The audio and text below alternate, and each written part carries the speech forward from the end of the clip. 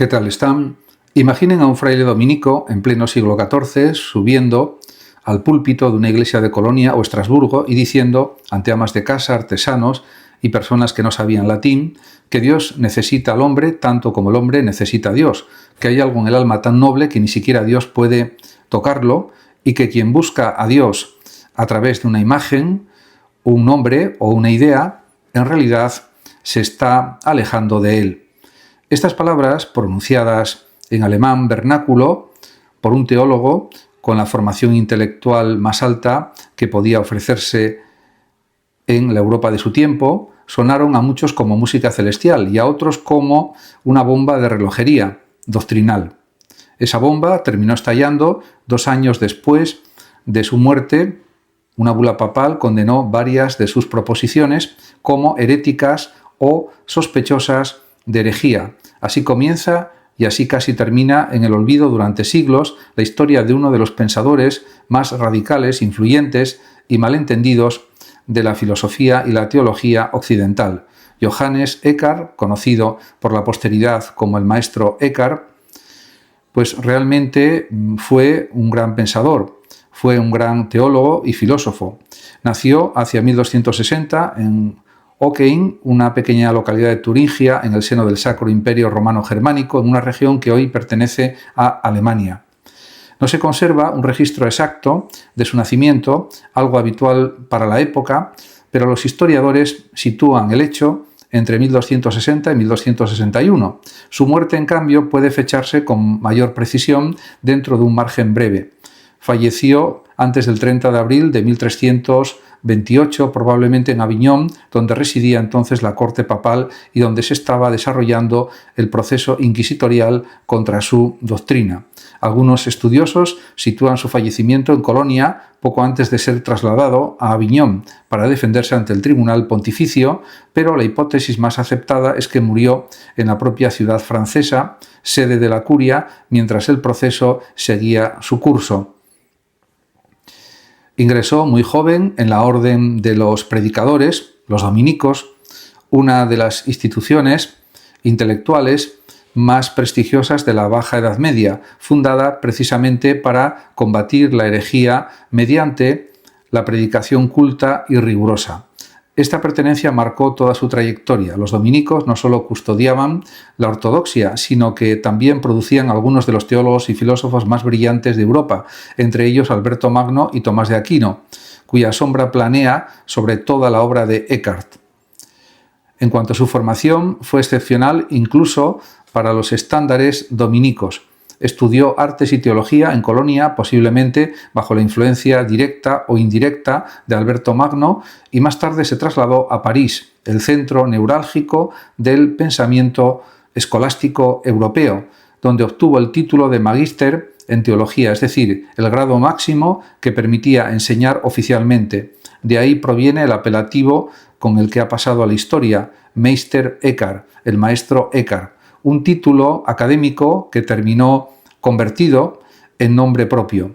Fue, de hecho, Magister Actu Regens en la Universidad de París en 2 ocasiones distintas, 1302, 1303 y 1311 y 1313, un honor reservado a muy pocos y que solo antes que él había alcanzado entre los dominicos Tomás de Aquino. Además de su carrera académica, Eckhart desempeñó cargos de gran responsabilidad dentro de la orden dominica. Fue prior del convento de Erfurt, vicario provincial de Turingia, provincial de Sajonia y más tarde vicario general de Bohemia, encargado de reformar comunidades religiosas. Esto significa que Eckhart no fue un filósofo de gabinete, ajeno a la vida institucional, sino un administrador, un reformador y sobre todo un predicador incansable que combinó la especulación metafísica más abstracta con una intensa labor pastoral entre religiosos y religiosas y fieles laicos.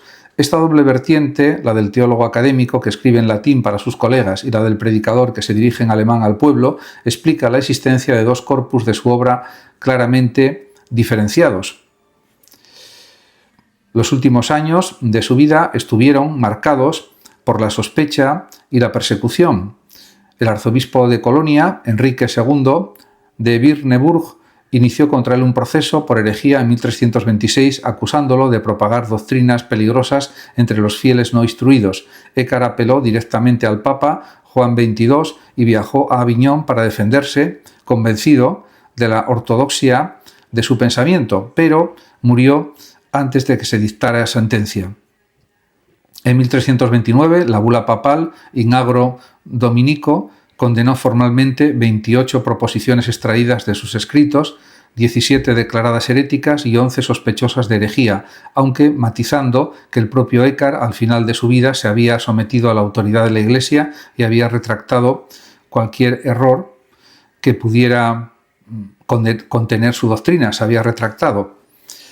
Sus obras, traducidas al castellano, son realmente bastantes. La producción de Eckhart se divide tradicionalmente en obras latinas destinadas al ámbito académico y obras alemanas dirigidas a la predicación y a un público más amplio. Entre los títulos disponibles en castellano destacan los siguientes: El fruto de la nada, antología de sermones y tratados, título editorial habitual en varias traducciones españolas; sermones alemanes o sermones simplemente, tratados y sermones, el libro de la consolación divina, a veces traducido como el libro del consuelo divino; del hombre noble, es otra de sus obras; del desasimiento, uno de sus tratados más célebres sobre el desprendimiento interior; cuestiones parisinas, que también es una obra muy interesante; la obra tripartita, un gran proyecto latino inacabado que debía incluir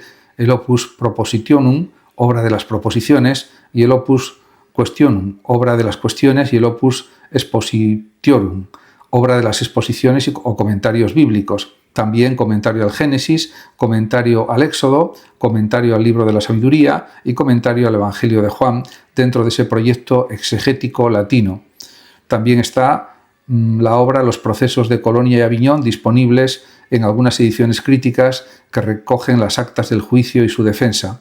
Estas obras han sido editadas en español por diversas editoriales especializadas en mística y filosofía medieval, muchas veces en colecciones dedicadas a la mística renana o a la teología negativa, y suelen presentarse acompañadas de extensos estudios introductorios, dada la dificultad conceptual del texto original.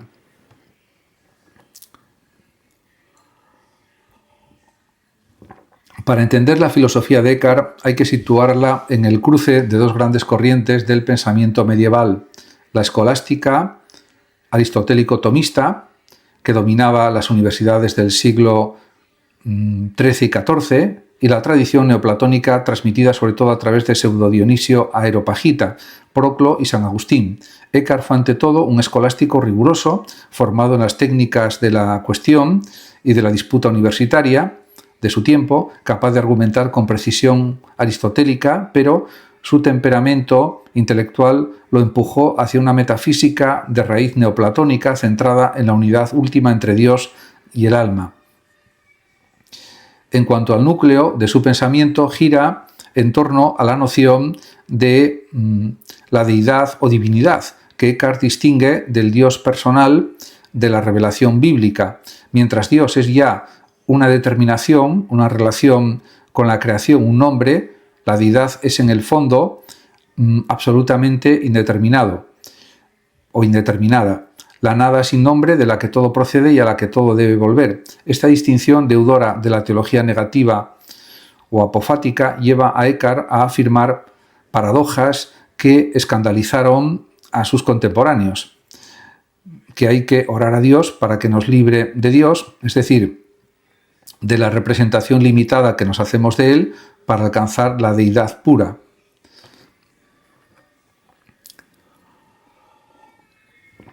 Otro pilar central es la doctrina del denominado o de la denominada centella del alma, un núcleo espiritual en lo más profundo del ser humano que, según Eckhart, es increado, no fue hecho por Dios, sino que participa de la misma naturaleza divina. Es en ese fondo del alma donde tiene lugar el nacimiento de Dios en el alma. Una de sus imágenes más célebres, así como también el Padre engendra eternamente al Hijo, Ese mismo nacimiento se repite místicamente en el alma de quien alcanza el estado de desprendimiento total, desde su perspectiva. Ese desprendimiento se puede decir que es la clave práctica de su enseñanza. No se trata de renunciar únicamente a los bienes materiales, sino de vaciarse de toda voluntad propia, de toda imagen de Dios, de todo apego, incluso a las obras buenas realizadas por motivos egoístas, para dejar que sea Dios mismo quien actúe en el alma. De ahí su famosa idea de vivir sin por qué.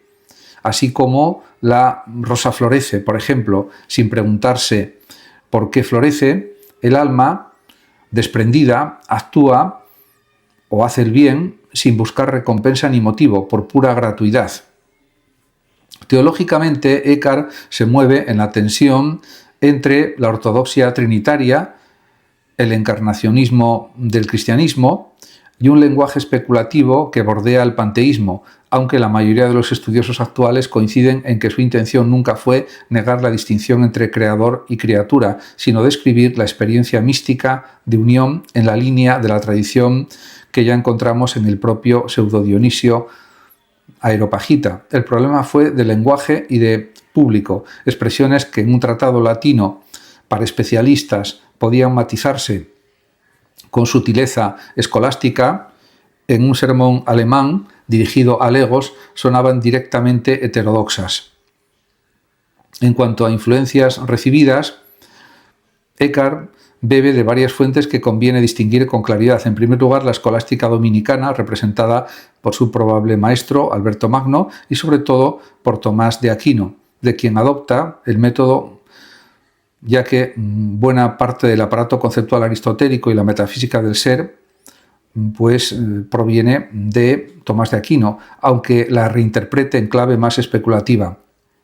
En segundo lugar, la tradición neoplatónica cristiana, transmitida por Pseudo Dionisio Areopagita y su teología negativa, y por Proclo, cuyo sistema de emanación y retorno reaparece transformado en la dinámica eckartiana de salida y retorno del alma hacia Dios. En tercer lugar, San Agustín, presente en la noción de interioridad y en la búsqueda de Dios en lo más profundo del alma.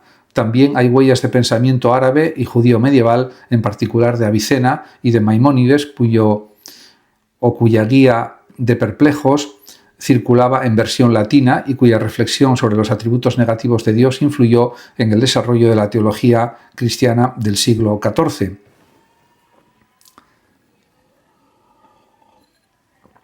En cuanto a su influencia posterior en la historia de la filosofía y la teología, el impacto de Eckhart, silenciado durante siglos tras su condena parcial, resurgió con fuerza en distintos momentos. Sus discípulos directos, los dominicos, Johannes Tauler y Enrique Susón, suavizaron y difundieron su mensaje, dando origen a lo que se conoce como una mística renana, una corriente espiritual que marcó profundamente la vida religiosa alemana de los siglos XIV y XV. A través de esa tradición, su influjo llegó hasta el anónimo autor de la Teología Alemana, un texto que siglos más tarde sería editado y prologado por Martín Lutero, quien reconoció en él una fuente de inspiración para su propia teología de la gracia y de la interioridad. En el Renacimiento y en la temprana modernidad también se encuentran ecos de su pensamiento, ya que pueden rastrearse, por ejemplo, en Nicolás de Cusa, con su doctrina de la docta ignorancia y la coincidencia de los opuestos, y en el místico y teósofo Jacob Boehme, que retoma la idea del fondo indeterminado de la divinidad. Durante el idealismo alemán, pensadores como Hegel mostraron un interés explícito por Eckhart, viendo en su dialéctica del nacimiento de Dios en el alma un antecedente especulativo de su propia filosofía del espíritu. También Schopenhauer, por ejemplo, encontró en su desprendimiento místico paralelismos con la negación de la voluntad que él mismo proponía, y llegó a compararlo con el pensamiento védico e hindú. En el siglo XX, la recuperación académica de Eckhart fue decisiva. El historiador de la filosofía, Martin Heidegger, y pensador, se interesó tempranamente por su noción de serenidad, abandono, término que tomó prestado directamente de la tradición eckartiana para desarrollar su propia crítica a la metafísica de la voluntad y de la técnica moderna. Filósofos y teólogos vinculados a la fenomenología y a la teología negativa contemporánea, así como estudiosos del diálogo interreligioso, como Suzuki, han señalado paralelismos sorprendentes entre la deidad sin atributos de Eckhart y conceptos centrales del budismo zen, como la vacuidad, sunyata, convirtiendo a Eckhart en uno de los puentes intelectuales más citados entre mística cristiana y espiritualidades orientales.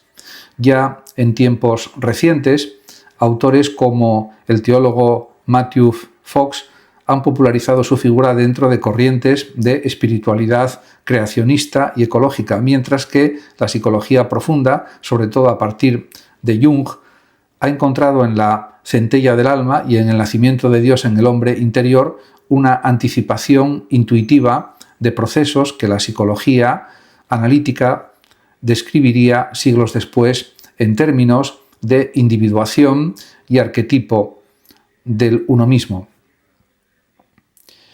8 siglos después de su nacimiento, el maestro Eckhart sigue siendo una figura incómoda y fascinante, demasiado ortodoxo para ser un simple hereje, demasiado radical para encajar sin fisuras en la escolástica oficial. Su grandeza consiste precisamente en esa tensión irresuelta entre el rigor del teólogo universitario y la audacia del místico que se atrevió a mirar de frente al abismo silencioso de la deidad. Comprender a Eckhart es comprender uno de los momentos más altos en los que la razón medieval, sin renunciar a sí misma, se asomó al límite de lo indecible. Muchas gracias a todos por su atención y hasta mi próximo vídeo. El que lo desee puede compartir este vídeo, darle like o suscribirse a mi canal de YouTube, que ya dispone de más de 13.800 vídeos. Muchas gracias a todos y hasta siempre.